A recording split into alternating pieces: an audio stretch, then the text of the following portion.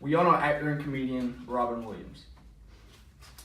He was a man who brought a lot of joy and laughs to people of all ages, people from all over the country, all over the world. And someone who seemed like the happiest man ultimately killed himself because of his depression and anxiety. So the human population is neglecting an epidemic by not only failing to observe the extensive presence of these conditions, but also failing to realize how many people and how many different situations it actually affects. So despite this recurrent neglect, there are ways to help this. One, by fixing the numbers of anxiety, depression, and suicide rates, and within the people, homes, and overall situations that it affects.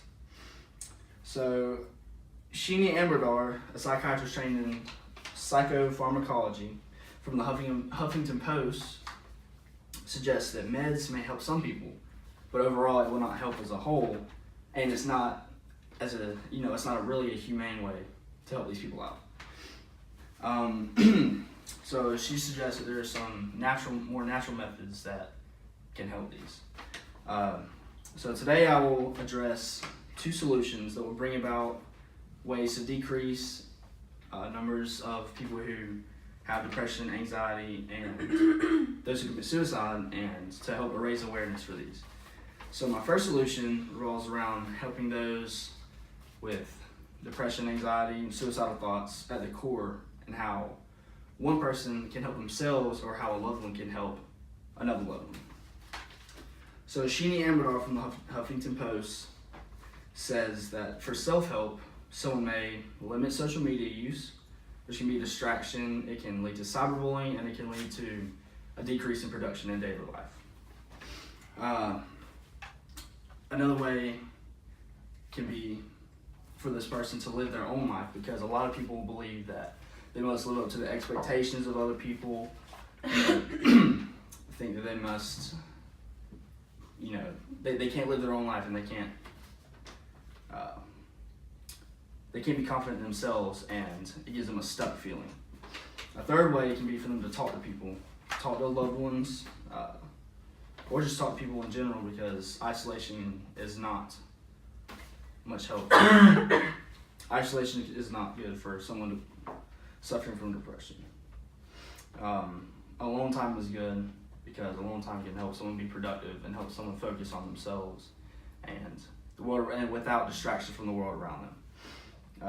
The fifth and final way that Amberdar suggests self-help can be to pick a goal. Not necessarily a big goal, but one where you start small and focus on that one goal, and then just slowly build up to other goals, because it can help with confidence and self-actualization.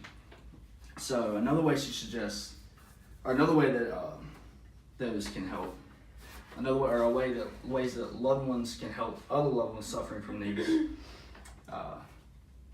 as Kate from advic.org suggests, one way is to listen with no judgment whatsoever, whether you agree with what this person is saying or disagree with it, just to be empathetic or at least sympathetic for this person.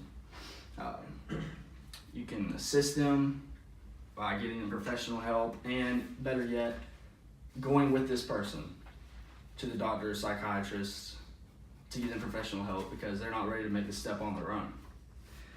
Another way can be to encourage a good diet, good sleep habits, exercise, just a healthy lifestyle overall.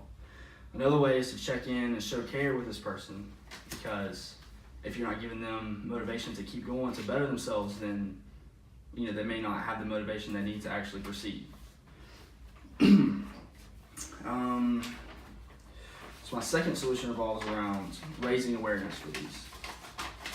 Sam Paul from the Huffington Post states a couple ways to help raise awareness. So one could be just to talk about mental health, to bring it up in the conversation, explain how it works and how exactly it affects people, so people get a better understanding. Another way can be to make an article, even just simply retweet, like, share a post you may see on social media, to let people get a little bit of an idea of what it is, and actually get it out there a little more. Another way to help raise awareness can be to donate to charities that are made to raise awareness. As Carrie Ann Renzulli of Time.com suggests a few of these, which are the American Foundation for Suicide Prevention, the Brain and Behavior Research Foundation, and the Treatment Advocacy Center. And finally, the last way to help raise awareness is just to share your story. Maybe it could be your own story, or it could be a loved one that really sticks out and shows whether it could be a negative effect from somebody that didn't overcome this and maybe is still going through something, someone who's suffering from depression or anxiety, or a positive story where someone was able to overcome this and is still able to express their thoughts on it. So with these stated, there's obviously no excuse to not help these victims. Let's not let the next Robin Williams be shortened for his time to give a lifetime of laughs.